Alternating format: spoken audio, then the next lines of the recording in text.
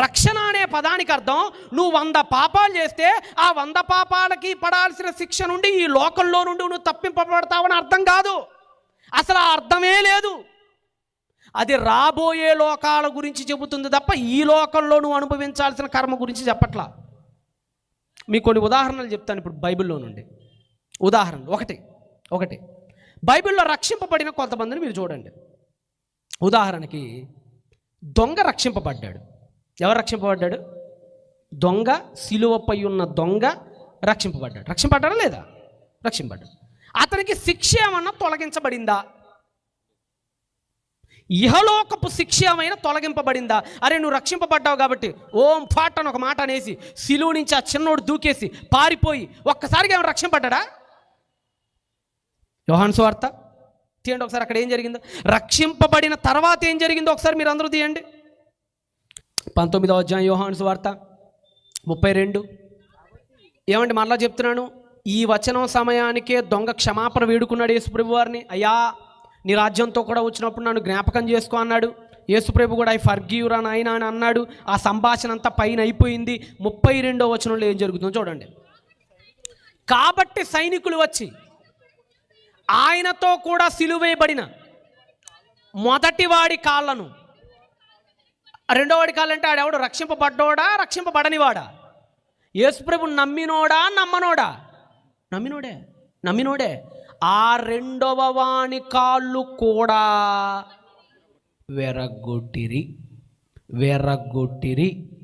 వెరగొట్టేశారు. అంటే ఈ లోకపు శిక్షల నుంచి తప్పించడా యేసుప్రభు నమ్ముకుంటే లేదు. అంటే ఈ లోక శిక్షను రక్షింపబడిన అనుభవించాల్సిందేనా? నువ్వు తప్పుడు అయితే అనుభవించాల్సిందే.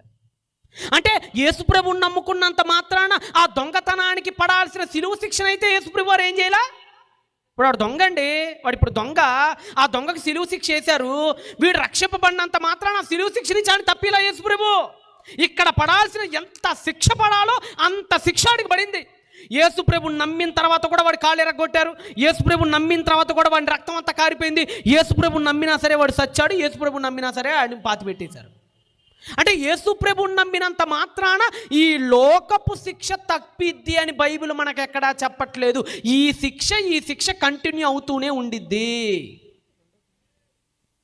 సమూయేలు 2వ గ్రంథం 12వ అధ్యాయం 13 నుంచి 15 వచనాలు.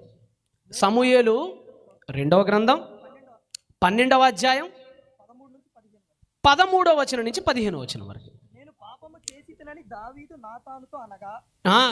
దావీదు అంటున్నాడు. దావీదు గారు తెలుసు కదా, 11వ అధ్యాయంలో ఆయన ఏం చేస్తాడు? పాపం చేస్తాడు. అప్పుడు వెంటనే నాతాను వస్తాడు. ఇప్పుడు అంటున్నాడు, నేను పాపం చేసా. ఒప్పుకున్నాడా లేదా? జాగ్రత్తగా, మీరు మీ నోటితో పాపాలని ఒప్పుకోవాలని ప్రభు అన్నాడు. ఒప్పుకున్నాడా లేదా దావీదు? ఏమంటున్నాడు చదవండి. Yes, I committed sin. నేను పాపం చేశాను అని దావీదు గారు అన్నారు. అనగా నాతాను, నీవు చావకుండునట్లు యెహోవా నీ పాపాన్ని ఏం చేశాడు? పరిహరించాడు. అంటే ఏంటి? నువ్వు పాపం చేసావు, అయితే చావైతే నీకు ఇవ్వడు. జాగ్రత్తగా వినాలి సుమా.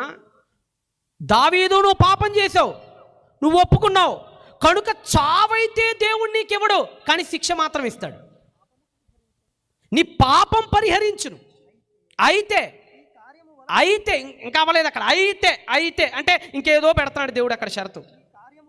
ఈ కార్యం వలన యెహోవాని దూషించడానికి శత్రువులకు నువ్వు గొప్ప కారణాన్ని ఇచ్చావు కాబట్టి కనుక నీకు పుట్టిన బిడ్డలు నిశ్చయంగా చచ్చిపోతారు. అంటే పాపాన్ని ఒప్పుకున్నా, లెంపకాయలు వేసుకున్నా, మారానని చెప్పినా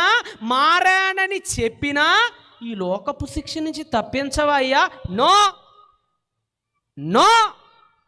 వ్యభిచారం చేసావు కదా, అనుభవించు. ఊరియాని చంపావు కదా, అనుభవించు. తప్పు చేసావు కదా, అనుభవించు. నీకు ఇచ్చేది ఒకటే, మరణం అయితే ఇవ్వను, కానీ మరణం కంటే అతి గొప్ప శిక్ష మాత్రం నీకు ఇస్తా. అంటే పాపం చేశానని ఒప్పుకున్నా సరే దావీదు లెంపకాయలు వేసుకున్నా సరే ఇహలోకపు ఎర్త్లీ పనిష్మెంట్ నుంచి ఎస్కేప్ కాలేకపోయాడు. ఎవరు?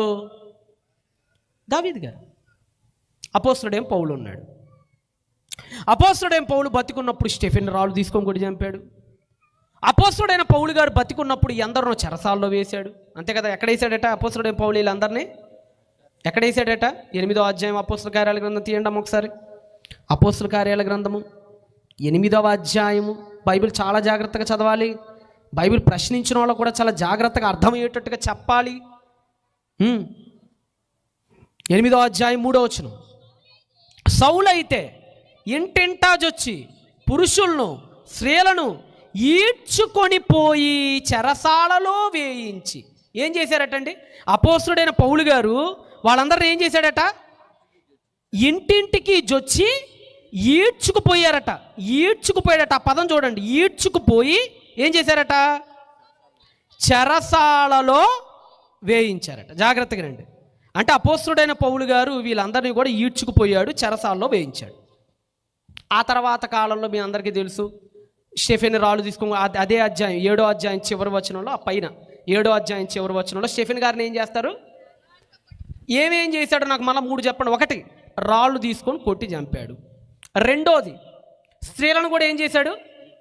ఈడ్చుకున్నాడు. 3, చెరసాలలో వేయించాడు. 9వ అధ్యాయంలో రోడ్డు మీద డమాస్కస్కి వెళ్తూ ఉండగా ప్రభు ప్రత్యక్షమయ్యాడు. ఆ ప్రత్యక్షమైనప్పుడు మారు మనసు పొందాడు. మారు మనసు పొంది బాప్తీసం పొందాడు. శిక్ష ఏమైనా ఆగిపోయిందా? ఆగల. పౌలు ఏ 3 అయితే చేశాడో అదే 3 ఆయన జీవితంలో జరిగేటట్టు దేవుడు చేశాడు. 1, రాళ్ళు తీసుకొని కొట్టారు కదా పౌలు వాళ్ళందరినీ, స్టెఫెన్ని.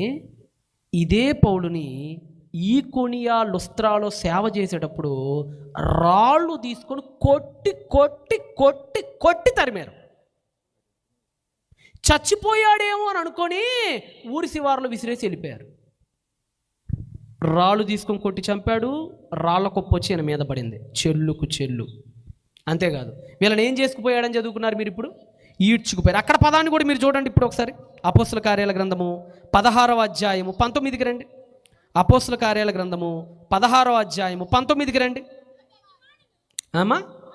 ఆమె యజమానులు ఆమె లాభ సాధనము పోయినని చూచి పౌలును శీలను పట్టుకొని గ్రామపు చావిడిలోనికి అధికారుల యొద్దకి ఏం చేశారట? ఈడ్చుకొని పోయి. జరిగిందా? చదవండి, జాగ్రత్తగా చెప్పండి. ఇందాక పౌలు గారు ఎవరిని ఈడ్చుకుపోయాడట? ఇప్పుడు ఈయన్ని ఏం చేశారట? చెల్లుకు చెల్లు.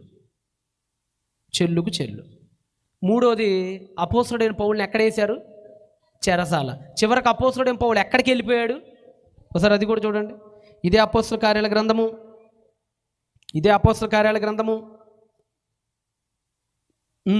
22వ అధ్యాయము 19వ వచనం. మీ అందరికి 16వ అధ్యాయం కూడా మీకు బాగా తెలుసు కదమ్మా. 16వ అధ్యాయము ఇదే 26, 27 వచనాలు కూడా చదవండి. 16వ అధ్యాయము ఇదే 26, 27 చదవండి. ఇదే 16లోనే ఉండండి. ఇదంతా ఎక్కడ జరుగుతుంది? ఇదంతా ఇప్పుడు మీరు చదువుతుంది. వాళ్ళందరినీ బెత్తాలతో దెబ్బలు కొట్టి చెరసాల్లో వేస్తాడు. పై వచనం చదవండి. ఎక్కడ? 22 చదవమ్మా. అప్పుడు జనసమూహులు వారి మీదకి దొమ్మిగా వచ్చి న్యాయాధిపతులను వారి వస్త్రములు లాగివేసి వారిని బెత్తముతో కొట్టవలని ఆజ్ఞాపించి వారు చాలా దెబ్బలు కొట్టి వారిని చెరసాలలో వేసి ఎక్కడ వేశారట? చెరసాలలో వేసేసారట. మీరు నిజంగా బైబిల్ చదవండి. అపోస్తలుడైన పౌలు మారాడు, కానీ శిక్ష మాత్రం అలానే కంటిన్యూ అయింది. కాకపోతే ఇది దేవుళ్ళో కంటిన్యూ అయింది, అంతే తేడా. శిక్ష అయితే ఇక్కడ దేవుడి కోసం పడ్డాడు, కానీ ఒకప్పుడు తను చేసిన ప్రతి చర్య తన మీదకి తిరిగి వచ్చింది. ఇతని మీద వచ్చి రాళ్ళు పడ్డాయి, ఇతను రాళ్ళు వేశాడు. అతను ఒకప్పుడు ఈడ్చుకుపోయాడాలని ఈయన్ని తర్వాత కాలంలో ఈడ్చుకుపోయారు. అతడు ఒకప్పుడు వాళ్ళని చెరసాల్లో వేయించాడు, ఇతన్ని వీళ్ళు చెరసాల్లో వేయించాడు. ఇంకో విషయం చెప్పంటారా? పౌలు గారి పరిచర్యను ఆపటానికి ప్రయత్నించింది కూడా ఎక్కువ మంది స్త్రీలే. మీరు అందుకనే మొదటి మిషనరీ ప్రయాణం, రెండో మిషనరీ ప్రయాణం, మూడో మిషనరీ ప్రయాణం మీరు చదువుకుంటూ వెళ్తుంటే ఈయన బెరయలోకి ముందున్నప్పుడు, తెస్సలోనికలో కానీ, ఏథెన్స్కు ముందున్నప్పుడు కానీ ఈయన ఎక్కడ పరిచర్య చేస్తే అక్కడికి వచ్చి అడ్డగించేది ఎవరనుకున్నా? ఏ స్త్రీలనైతే ఒకప్పుడు ఈయన అడ్డగించాడో అదే స్త్రీలు ఇప్పుడు ఈయన అడ్డగించారు. బైబిల్ మీకు చెప్తున్నటువంటి ఒక నిగూఢమైన సత్యం ఏంటో తెలుసా? ఇహలోకపు శిక్ష నీకు తప్పదు.